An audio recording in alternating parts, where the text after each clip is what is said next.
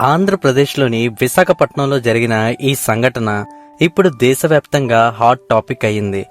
ఒక నేవీ ఉద్యోగి తన ప్రేమించిన అమ్మాయిని ఇంటికి పిలిచి గొడవ తర్వాత హత్య చేసి మృతదేహాన్ని ముక్కలుగా చేసి ఫ్రిడ్జ్ లో పెట్టిన ఈ సంఘటన ఇప్పుడు సంచలనం సృష్టిస్తుంది.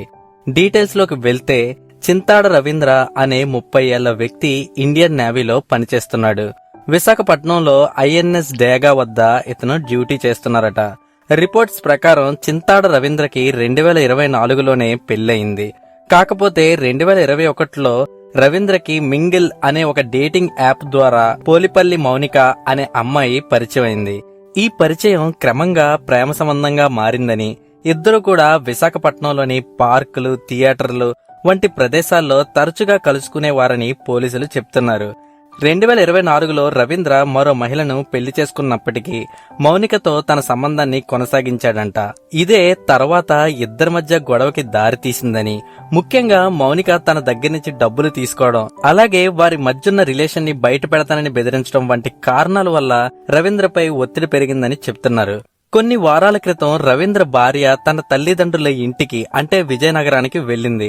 ఈ పరిస్థితిని అవకాశంగా తీసుకుని ఆదివారం మధ్యాహ్నం రవీంద్ర మౌనికని తన ఇంటికి పిలిచాడట. కానీ అక్కడ ఏం జరిగిందో, ఏ గొడవకి దారితీసిందో తెలియదు గాని కోపం అదుపు తప్పిన రవీంద్ర మౌనికని ఊపిరి అందకుండా చేసి చంపినట్టుగా పోలీసులు అనుమానిస్తున్నారు.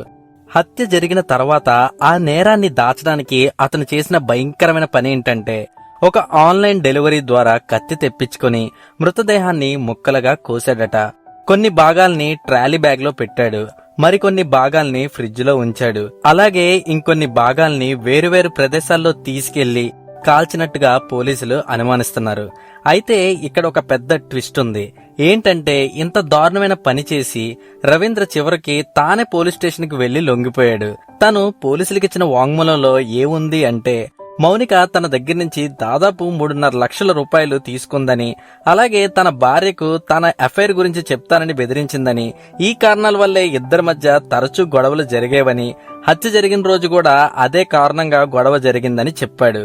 పోలీసులు ఘటన జరిగిన ఫ్లాట్ చూసినప్పుడు ఇంట్లో, ఫ్రిడ్జ్ లో మరియు ఇతర ప్లేస్ లో బాడీ పార్ట్స్ దొరికాయని చెప్పారు. మిగతా మిస్సింగ్ పార్ట్స్ కనుగొనేందుకు ప్రత్యేక పోలీస్ బృందాన్ని ఏర్పాటు చేశారని కూడా చెప్పారు.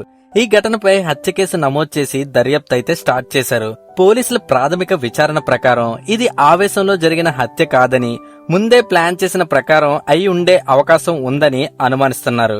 ఎందుకంటే హత్య జరిగిన సమయంలో రవీంద్ర చేసిన పనులు చాలా ప్లానింగ్ తో జరిగినట్టుగా కనిపిస్తున్నాయి. కొంచెం డీటెయిల్ గా అనాలిసిస్ చేస్తే రవీంద్ర హత్య చేసిన ఇంచుమించు ఒక రోజు తర్వాత పోలీసులకి లొంగిపోయాడు. కానీ అతను చెప్పిన కారణాలు నిజంగా చాలా చిన్నవి. అతనికి నిజంగా తన అఫైర్ వైఫ్ కి తెలుస్తుంది అనుకుంటే అతను మౌనికని పెళ్లి తర్వాత కలవకూడదు. ఒకవేళ భార్యతో హ్యాపీగా లేక కలిసినా కూడా ఈ విషయం బయటికి తెలిస్తే మహా అయితే పరువు పోతుంది. భార్య తనని వదిలి వెళ్తుంది, అంతే. ఇంకా అమౌంట్ 3.5 లక్షలు తీసుకుంది, అది ఒక కారణం అంటున్నాడు. సీరియస్ గా అది కూడా ఒక కారణం లాగా అయితే కనిపించట్లేదు. ఈ సంఘటనపై మౌనిక బంధువులు చాలా స్ట్రాంగ్ గా రియాక్ట్ అయ్యారు. సీన్ రీక్రియేట్ చేయడానికి రవీంద్రని పోలీసులు ఇంటికి తీసుకొచ్చినప్పుడు రవీంద్రని వాళ్ళకి అప్పచెప్పాలని, మౌనిక తప్పు చేసుంటే తమకు చెప్తే మందలించే వాళ్ళమని, చంపడం ఏంటి అని చాలా గొడవ చేశారు. అంతేకాకుండా ప్లాన్ ప్రకారం చంపేశాడు అని వాళ్ళు అంటున్నారు. తనకి మరణశిక్ష విధించాలి అని కూడా డిమాండ్ చేస్తున్నారు. ఇంకా సోషల్ మీడియాలో ఈ న్యూస్ ఇప్పుడు చాలా వైరల్ అవుతుంది. ఈ మధ్య జరిగే చాలా క్రైమ్స్ కి ఈ డబుల్ లైఫే కారణం. అంటే కొంతమంది ఒకరితో రిలేషన్ ఉంచుకొని ఇంకొకరిని పెళ్లి చేసుకుంటున్నారు. ఆ తర్వాత వచ్చే గిల్ట్, ఫియర్, ఇంకా బ్లాక్ మెయిల్స్ ఇవన్నీ ప్రాబ్లమ్స్ క్రియేట్ చేస్తున్నాయి. సింపుల్ గా చెప్పాలంటే చాలా మంది ఫ్యామిలీ ప్రెజర్స్ తో లవ్ ని వదిలి అరేంజ్డ్ మ్యారేజ్ చేసుకుంటున్నారు. ఆ తర్వాత సీక్రెట్ రిలేషన్షిప్ పెట్టుకొని వాళ్ళతో కాన్ఫ్లిక్ట్స్ పెట్టుకొని ఆ తర్వాత క్రైమ్ చేస్తున్నారు. ఇలా చాలా మంది ఇలాంటి తప్పులు ఇప్పటికీ చేస్తూనే ఉన్నారు. ఈ సంఘటనతోనైనా కొంతమంది వాళ్ళ తప్పులు తెలుసుకొని ఈ డబుల్ లైఫ్ కి గుడ్ బై చెప్తే చాలా మంచిదని నా అభిప్రాయం. ఈ కేసు ఇప్పుడు 2022లో దేశాన్ని కుదిపేసిన శ్రద్ధ వాకర్ మర్డర్ కేసుని గుర్తు చేస్తుంది. మొత్తంగా చూస్తే ఈ ఘటన అఫైర్స్ ఎంత ప్రమాదంగా మారొచ్చో, కోపం మరియు భయం కలిగినప్పుడు ఒక వ్యక్తి ఎంత దారుణానికి దిగజారవచ్చో స్పష్టంగా చూపిస్తుంది. సో ఇది ఫ్రెండ్స్ ఈ వీడియో. మీరు ఈ ఘటన తర్వాత సొసైటీకి ఏమైనా చెప్పాలనుకుంటే కామెంట్ సెక్షన్ లో మీ విలువైన మాటల్ని షేర్ చేయండి. మరిన్ని వీడియోస్ తో మళ్ళీ కలుద్దాం. అంతవరకు సెలవు, టాటా, బాయ్ బాయ్.